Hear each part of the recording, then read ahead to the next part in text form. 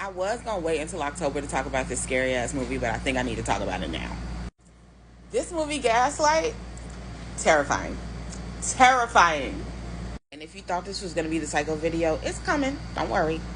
There was also a really good version of this released in 1940. But we are talking about the Ingrid Bergman version from 1944. Now, while this movie isn't like scary, this is where the word gaslight comes from. So, different kind of scary. So Paula, who was already an orphan, is further orphaned when her aunt and caretaker, Alice Alquist, is brutally murdered in her home. Now, Alice Alquist was a world-renowned opera singer, so Paula goes to Italy to basically follow in her footsteps, and while there, she ends up falling in love with her accompanist, Gregory Anton. So they have a whirlwind romance for 2 weeks, and he proposes to her. She says, hey, let me go to the lake real quick and just think about things because this is happening very fast. She takes a train to the lake. He is there when she gets there and tells her he just couldn't stay away from her and he loves her so much. She takes this as a sign of his undying affection and says yes. So they get married after 2 weeks. Now he really wants to settle down in London, and coincidentally, her late aunt's house is in London, which now she has ownership of, but she has not been there since her aunt passed away. So they move into the house that Paula has not been in since her aunt passed. So naturally, Paula is sad being around all of her aunt's things, and Gregory's solution is, we just gonna take all that stuff and put it upstairs, lock it in the attic, and you ain't even gonna look at it. Which is not what Paula wanted, but he's like, yep, that's what we doing, because I don't want you to be sad. So while they're having a heartwarming moment in the new house, she happens to find a letter from this guy named Sergius Bauer to her aunt. Greg flips out on her, then apologizes, says he just doesn't want her to be upset, so he's just going to take that from her, takes that letter. She also starts talking about possibly having parties at the house, and he's like, we not having nobody at this house. Okay. So they have their first official outing as a married couple in London, and they go to the Tower of London, to the castle, to see the crown jewels. Before they go, he gives her this beautiful family heirloom, a brooch. She wants to wear it, but it needs to be fixed, so he tells her they should leave it at home. She's like, no, I'll just put it in my bag. And he's like, you are so forgetful. No, we need to leave it at home. She puts it in her bag. While they're at the tower, she discovers that she has lost the brooch. She goes home very upset because this is like the first personal thing her husband has given her. He tells her it's okay. She's just forgetful. It will be fine. Then he decides to hire a younger maid named Nancy. This is Angela Lansbury's first role, by the way. He tells Nancy, do not even speak to Paula. Do not deal with her. She is very high-strung. She does not like people. Don't talk to her. And this is where the gaslights come in. Every night, Gregory leaves. Every single night to go to work at his office. And while he's gone, the gas lights in the house start to flicker. Now, the way gas in a house works, there's one single gas source that has to be distributed to anything in the house that needs gas. So, if all the gas is going to the lights will be stable. If you turn something else on that needs gas, the lights will flicker.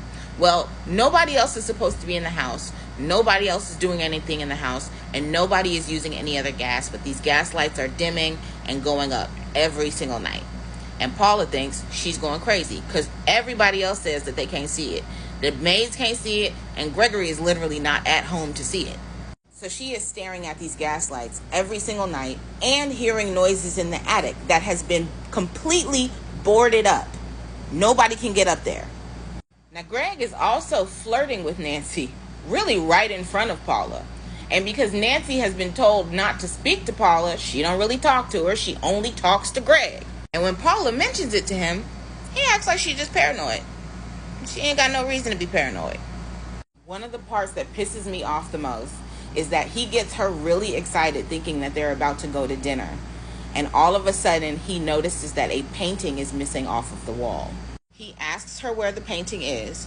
She's telling him, I didn't take the painting down. So then he calls all the other servants in the house, asks them in front of her, did they take the painting down in order to embarrass her, then tells her to go get it. Now, she goes to get it, but she goes to the spot where the painting was before, when it got taken down before, and she also didn't do it then. And she's like, I only know where this painting is because this is where it was the first time. And he's like, no, you know where it is because you took it down, and I'm trying not to think that you're going crazy, but I really think you're going crazy. Meanwhile, Inspector Brian Cameron from the Scotland Yard has his eye on Paula. Number one, he was in love with Alice as a little boy going to see her at the opera. Number two, Paula looked just like Alice, so he clocked in. Third, he's trying to figure out why she's not out and about the way the other married girls are. And also, there were some jewels that were never recovered during the home invasion when Alice was killed, so he wants to reopen the case and look into it. Mostly so maybe he could have a reason to talk to Paula, but so he can help. Now, Greg has convinced Paula that she is too unwell to be outside because she's a kleptomaniac. She'd be stealing stuff. She'd be losing stuff. But they get invited to this big party in town. Greg says, "We not going." Paula says, "Oh, well, if you not going, I'm still going." So she gets herself up and ready to go because she's going. Gregory can't have that. So now look at that. We're going. Great. So while they're watching a quiet performance, he asks her quietly, "Where's my pocket watch?" She like, no. So he tells her, open her bag. She opens her bag. Pocket watch is in the bag. So she has a public meltdown. So now everybody done seen her be crazy in public. So now Greg is out here telling her she crazy and her mama crazy and her mama died in an insane asylum when she was 1 year old, which she ain't never heard nothing about.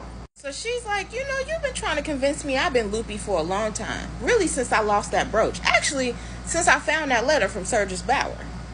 Greg says, "Baby, you was holding nothing. There was no letter from Surges Bauer. You were looking at air." So now Paula really thinks she is going nuts. And also, she knows that this man is about to put her away. And she feels pretty hopeless about it. So Greg leaves every night. So finally, Brian Cameron muscles his way into the house.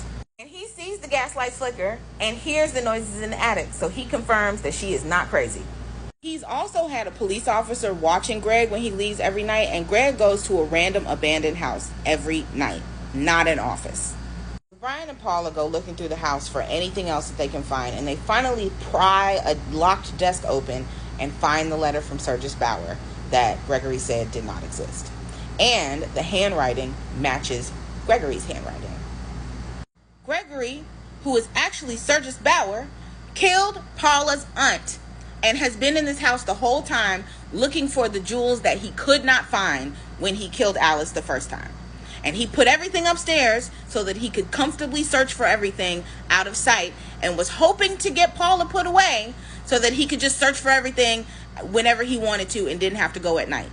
So when Gregory Surges comes back, he sees his desk unlocked and he goes and confronts Paula. Paula is very tired at this point and she's like, "Yes, there was a man here. He went through your desk." When Gregory, goes to ask the maid about it, she decides to protect Paula and says that Paula imagined the whole thing and there was nobody there. Okay. At this point, Brian Cameron comes out and chases Gregory back up to the attic where he ties him to a chair. So Paula comes in to see him while he's tied to this chair, and he tries to convince Paula that she is still crazy and that she should just cut him out the chair and let him free. While she's looking for the knife, she finds the quote-unquote missing brooch. You should definitely go look this scene up on the Play Button app because it's so good. While she's holding this knife, she basically tells him that she is crazy and there is no knife. And then she throws the knife and says, "Oh, I lost the knife. I'm always losing things. Uh-oh." And he's like, wait, no, you're not crazy. I made it up. It's not true. She says, "If I wasn't mad, I would help you. But I am mad. I'm so mad that I hate you, and I'm glad to see you go." And then Inspector Cameron basically asked her out. So, she's still good. I had to pause this movie at least 4 times the first time I watched it because it made me so mad. But it's really good. It's really good.